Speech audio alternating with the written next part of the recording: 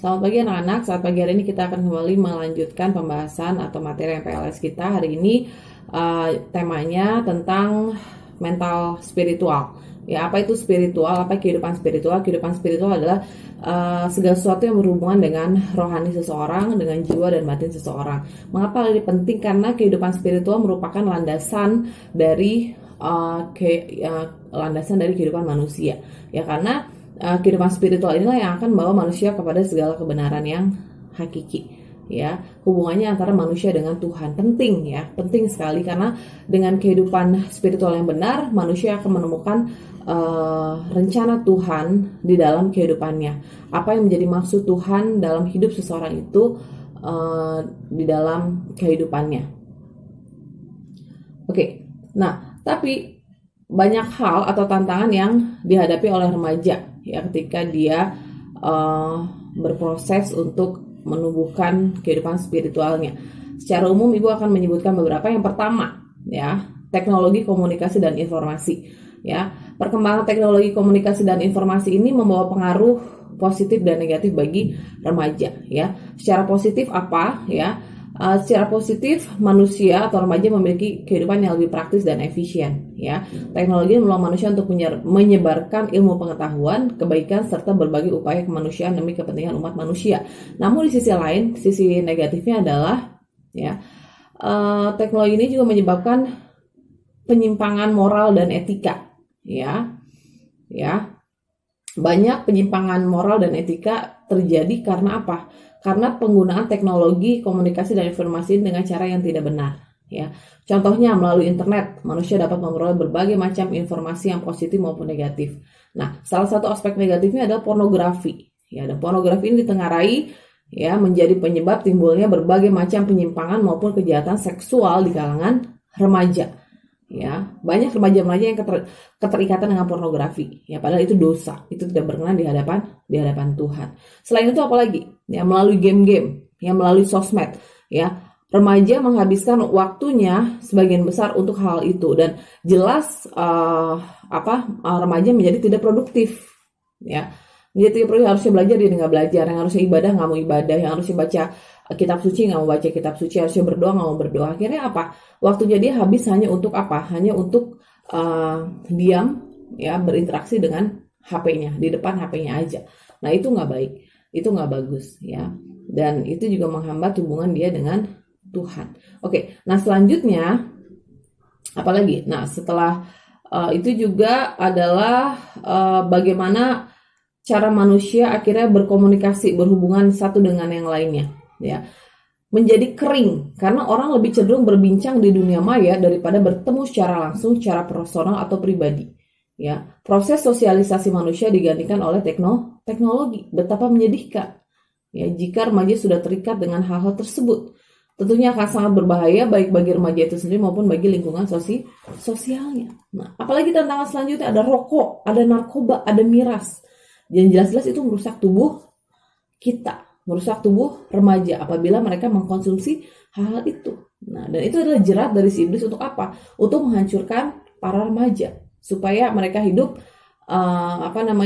tidak berdaya guna, tidak produktif, sia-sia menjalani hidup gitu-gitu aja, tidak punya kualitas ya. Kemudian lagi akademik, tuntutan akademik yang tinggi ya. Apalagi di kota-kota besar mereka dituntut untuk memiliki nilai akademik yang tinggi, kemampuan yang baik ya kan. Nah, makanya banyak akhirnya anak-anak yang suka mencontek supaya apa? Demi nilainya bagus, mata-mata demi nilainya bagus, seperti itu ya. Kemudian karena tekanan yang tinggi juga akhirnya banyak remaja-remaja yang akhirnya mudah tersulut emosinya. Kenapa? Karena tekanan yang begitu kuat mendera kehidupannya. Akhirnya banyak anak-anak muda yang tidak bisa menguasai emosinya. Ya, saling menantang ya kan demi sebuah harga diri ya yang ditengarai oleh apa? Oleh tekanan-tekanan yang timbul di dalam dirinya ya.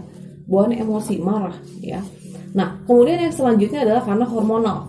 Faktor hormonal ini juga bisa mempengaruhi ya. Bisa mempengaruhi kehidupan spiritual ya kalau kita nggak bisa mengendalikannya. Nah, perubahan hormon yang terjadi di usia remaja menyebabkan beberapa hal. Salah satunya adalah rasa timbulnya ketertarikan pada lawan jenis. Nih, bukan nggak boleh ya, boleh, itu lumrah gitu ya. Kita suka sama lawan jenis sebagai remaja itu lumrah. Nah, Karena itu sesuai dengan perkembangan biologis, psikologis, dan fisik remaja. Namun ketika remaja tidak mampu mengontrol rasa ketertarikan terhadap lawan jenis dan ditambah dengan keinginan untuk mencoba hal baru dapat menyebabkan perilaku yang menyimpang. Nah, penyimpangan itu dapat diperoleh apabila remaja tersebut pun telah kecanduan terhadap pornografi. Ya, situs porno, gambar-gambar porno, film-film porno. Pornografi merusak mental dan moral seseorang. Mengapa demikian? Pornografi dapat menyebabkan timbulnya keinginan untuk mempraktekkan apa yang ditonton. Hati-hati, ya.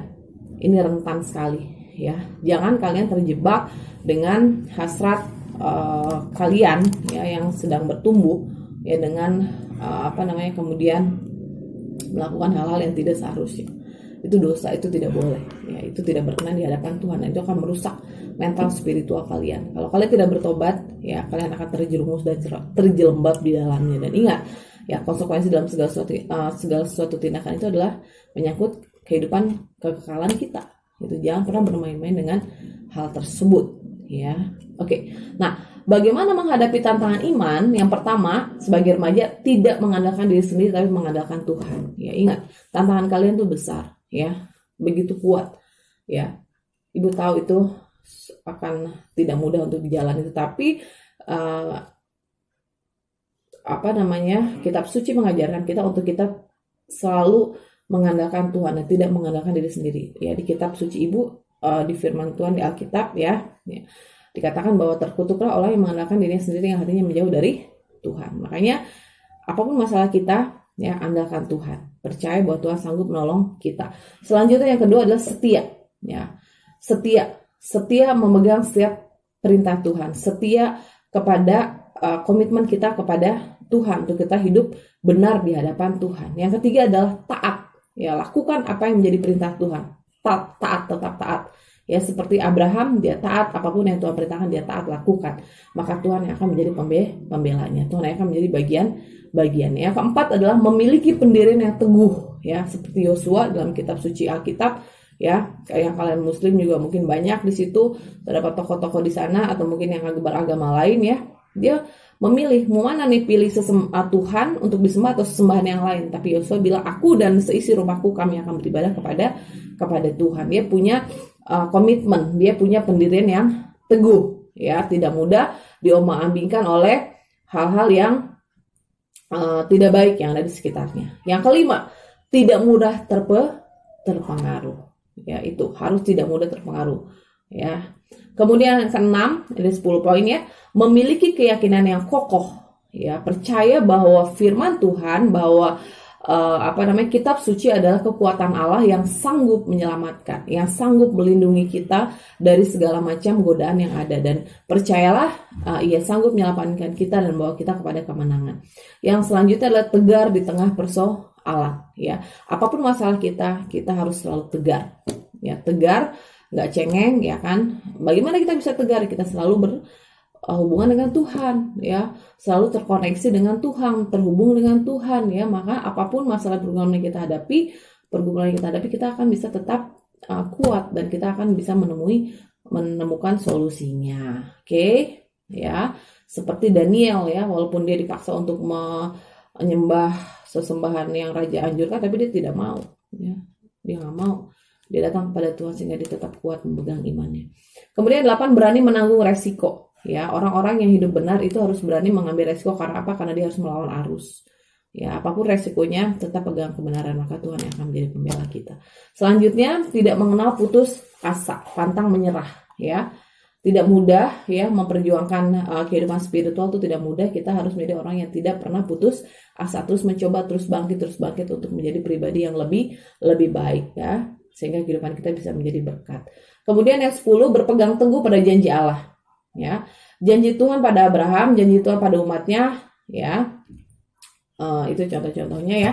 Kemudian ingat, ya, ketika kita berpegang teguh pada janji Tuhan, ingat bahwa ada hukum hak dan kewajibannya. Kalau kita melakukan hak kita, maka kita akan mendapatkan kewajiban. Maksudnya kalau kita melakukan kewajiban kita, maka kita akan memperoleh hak kita, ya. Kewajiban kita apa? Taat, ya. Maka hak kita apa? Hak kita adalah kita dapat memperoleh semua janji-janji Tuhan, ya. Seberapa banyak kita taat, sebegitu juga Tuhan akan memberkati kita, bahkan lebih daripada itu, Oke, anak-anak ya. Ibu berharap kalian bisa menjadi siswa-siswi yang memiliki kehidupan spiritual yang baik, ya, iman yang baik, karena itu bekal kalian sampai kalian menutup mata, ya. Berjalan bersama-sama dengan Tuhan, kalian pasti aman, kalian pasti diberkati. Apa yang kalian buat pasti Tuhan buat berhasil. Karena apa? Karena Tuhan menyertai hidup kalian, karena ada perkenanan Tuhan dalam kehidupan kalian. Oke, nah anak-anak, ibu minta kalian mengerjakan tugas ya. Kalian bisa tulis di kertas, lalu kalian bisa foto itu dan nanti bisa kirim ke WA ibu. Pertanyaannya adalah yang pertama, ya hanya satu sih, satu nomor aja.